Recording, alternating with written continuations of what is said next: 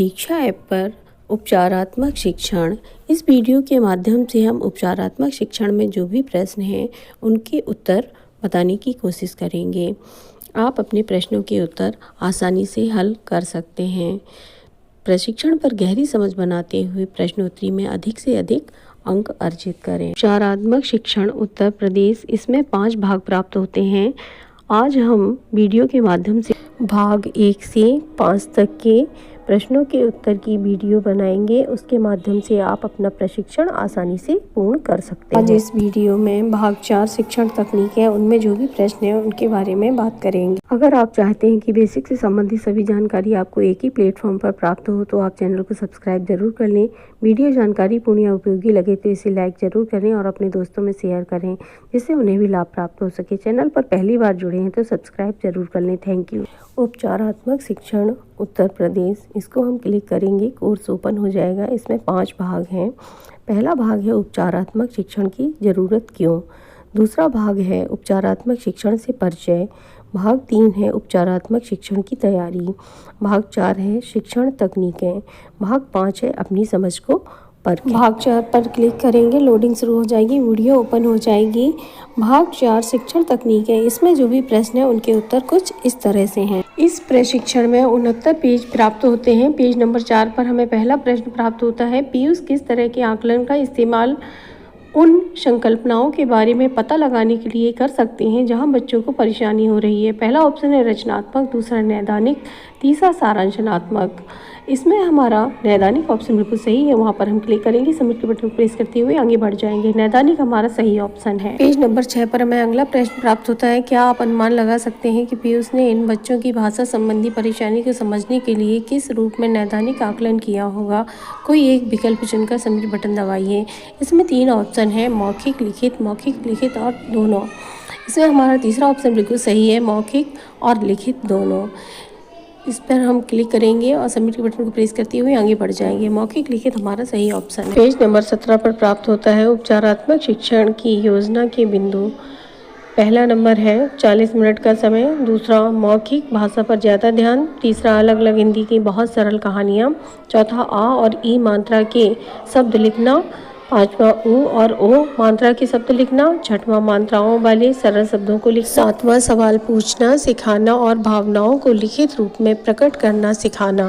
Page number 18 पर अगला प्रश्न प्राप्त होता है, पीयूष जी ने पहले मौखिक और फिर लिखित भाषा पर जोर दिया है, क्या इससे बच्चों के आत्मविश्वास पर प्रभाव पड़ेगा।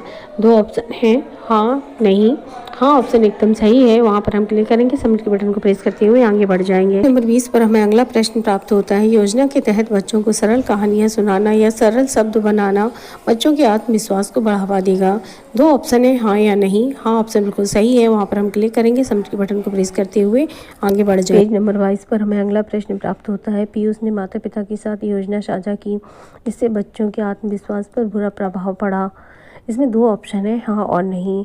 इसमें नहीं ऑप्शन हमारा बिल्कुल सही है। पेज नंबर 24 पर हमें अगला प्रश्न प्राप्त होता है, पीयूष जी ने उपचारात्मक शिक्षण के लिए बच्चों को स्कूल के निर्धारित समय में ही पढ़ाने का निर्णय लिया, क्या इससे बच्चों के आत्मविश्वास पर बुरा प्रभाव पड़ेगा। 2 ऑप्शन है, हाँ या नहीं। नहीं ऑप्शन हमारा बिल्कुल सही है, वहाँ पर हम क्लिक करेंगे, सबमिट के बटन को प्रेस करते हुए आगे बढ़। पेज नंबर 27 पर हमें अगला प्रश्न प्राप्त होता है, क्या कहानी के वाक्यों में से आप बिल्ली के लिए इस्तेमाल किया गया शब्द चुन सकते हैं। आपके विकल्प हैं, 4 विकल्प दिए गए हैं। इसमें चैट हमारा सही ऑप्शन है, वहाँ पर हम क्लिक करेंगे, सबमिट के बटन को प्रेस करते हुए आगे बढ़ जाएंगे। चैट हमारा सही ऑप्शन है। पेज नंबर 33 पर हमें अगला प्रश्न प्राप्त होता है, वाक्यों पर क्लिक कीजिए जो सही है। पहला ऑप्शन है, माता पिता और प्रधानाचार्य जी के साथ मिलकर शिक्षण की योजना बनाई। दूसरा, योजना बनाते समय ख्याल रखा कि शिक्षण के दौरान बच्चों का मनोबल बढ़े। तीसरा है, शिक्षण के लिए बच्चों के स्तर को ध्यान में रखकर नई गतिविधियां चुनी। चौथा ऑप्शन है, हर बच्चे के साथ बैठकर उनकी परेशानियों को सुलझाने की कोशिश की। इसमें हमारी सभी ऑप्शन बिल्कुल सही है, वहाँ पर हम क्लिक करेंगे, सबमिट के बटन को प्रेस करते हुए आगे बढ़ जाएंगे। पेज नंबर 35 पर हमें अगला प्रश्न प्राप्त होता है, क्या आप अंदाजा लगा सकते हैं कि पीयूष जी ने बच्चों की समझ के विकास को मापने के लिए क्या किया। पहला ऑप्शन है, उपचारात्मक शिक्षण के अंत में बच्चों की परीक्षा ली। दूसरा, बच्चों की कार्य पत्रिकाओं में लिखे जवाबों का विश्लेषण किया। तीसरा, कक्षा में दिए गए मौखिक जवाबों का विश्लेषण किया। चौथा, बच्चों ने जो वाक्य अपने आप बिना किसी मदद के लिखे उनकी जांच की। इसमें हमारा दूसरा, तीसरा और चौथा ऑप्शन बिल्कुल सही है। वहाँ पर हम क्लिक करेंगे, सबमिट के बटन को प्रेस करते हुए आगे बढ़ जाएंगे। दूसरा, तीसरा और चौथा ऑप्शन बिल्कुल सही है। नंबर 38 पर हमें अगला प्रश्न प्राप्त होता है। आकलन करने के लिए पीयूष ने किन जरियों का इस्तेमाल किया? आप एक या एक से अधिक विकल्प चुन सकते हैं। पहला ऑप्शन गतिविधियों के जरिए, दूसरा ऑप्शन है बातचीत करके, तीसरा लिखवा कर, चौथा खेल खेल में। इसमें हमारे चारों ऑप्शन बिल्कुल सही है। वहाँ पर हम क्लिक करेंगे, सबमिट के बटन को प्रेस करते हुए आगे बढ़ जाएंगे।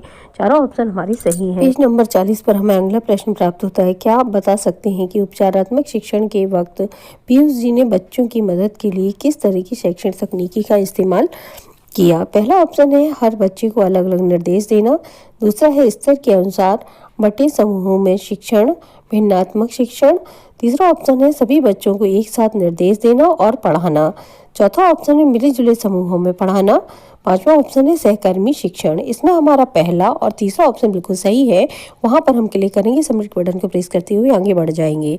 पहला और तीसरा ऑप्शन हमारा बिल्कुल सही है। नंबर 47 पर हमें अगला प्रश्न प्राप्त होता है। उपचारात्मक शिक्षण है बच्चों को समूहों में पढ़ाना, समूह अधिगम स्तरों के अनुसार बनाना, बच्चों की शैक्षिक जरूरतों को पूरा कर पाना, शिक्षण सामग्री को बदलना, समूह की जरूरतों को ध्यान में रखकर शिक्षण करना, हर समूह का मूल्यांकन उनकी क्षमताओं के आधार पर किया जाना, समूहों का लचीला ना होना।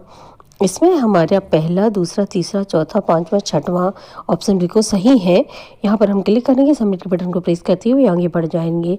ऊपर के 6 ऑप्शन हमारे सही हैं। पेज नंबर 57 पर हमें अगला प्रश्न प्राप्त होता है। क्या आप बता सकते हैं कि दीपक जी ने मिश्रित समूह क्यों बनाए? पहला ऑप्शन है इससे हर स्तर का बच्चा अपनी समझ को अपने साथी छात्रों के साथ साझा कर पाएगा। दूसरा ऑप्शन है इससे बच्चों में समझ बांटने के कौशल का विकास होगा। तीसरा ऑप्शन है बच्चे बिना डरे अपने साथियों से सवाल पूछ सकेंगे, जो अक्सर वे अपने शिक्षकों के साथ नहीं कर पाते हैं। चौथा ऑप्शन है इससे वे बच्चे जो पहले से गुना जानते हैं बाकी बच्चों को गुना सिखा पाएंगे। पांचवा ऑप्शन है इससे बच्चों में एक दूसरे से बेहतर प्रदर्शन करने की भावना का विकास होगा। इसमें हमारा पहला, दूसरा, तीसरा, चौथा ऑप्शन बिल्कुल सही है। वहां पर हम क्लिक करेंगे, सबमिट के बटन को प्रेस करते हुए आगे बढ़ जाएंगे।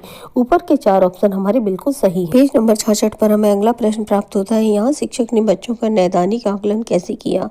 पहला ऑप्शन है गतिविधियों के जरिए, दूसरा है बातचीत करके, तीसरा है लिखित परीक्षा लेकर, चौथा है बच्चों के कक्षा कार्य का विश्लेषण करके। इसमें हमारा दूसरा और चौथा ऑप्शन बिल्कुल सही है। वहां पर हम क्लिक करेंगे, सबमिट के बटन को प्रेस करते हुए आगे बढ़ जाएंगे। दूसरा और चौथा ऑप्शन हमारा बिल्कुल सही है। पेज नंबर 67 पर हमें अगला प्रश्न प्राप्त होता है। इन्होंने उपचारात्मक शिक्षण के लिए शिक्षण की किन तकनीकों का इस्तेमाल किया? पहला ऑप्शन है हर बच्चे को अलग अलग निर्देश देना, दूसरा स्तर के अनुसार बटे समूहों को शिक्षण, भिन्नात्मक शिक्षण, तीसरा ऑप्शन है सभी बच्चों को एक साथ निर्देश देना और पढ़ाना, चौथा ऑप्शन है मिले जुले समूहों में पढ़ाना, पांचवा ऑप्शन है सहकर्मी शिक्षण। इसमें हमारा दूसरा, तीसरा, चौथा और पांचवा ऑप्शन बिल्कुल सही है। वहां पर हम क्लिक करेंगे, सबमिट के बटन को प्रेस करते हुए आगे बढ़ जाएंगे।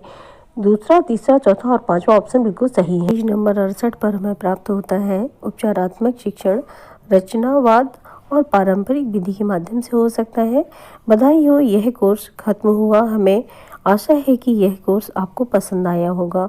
पुष्टि करें। अगर आपके सभी क्वेश्चन सही हैं तो ठीक है पर क्लिक कर दें। पुनः क्वेश्चन के आंसर देना चाहते हैं तो रद्द है पर क्लिक कर दें। उसके बाद हमें रेटिंग का पेज आ जाएगा, हम रेटिंग कर देंगे, जमा कर देंगे।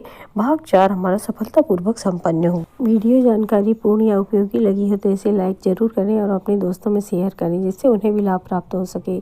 चैनल पर पहली बार जुड़े हैं तो इसे सब्सक्राइब जरूर कर लें। अपना उपयोगी व कीमती वक्त देने के लिए और चैनल को ढेर सारा स्नेह व आशीर्वाद देने के लिए बहुत बहुत धन्यवाद।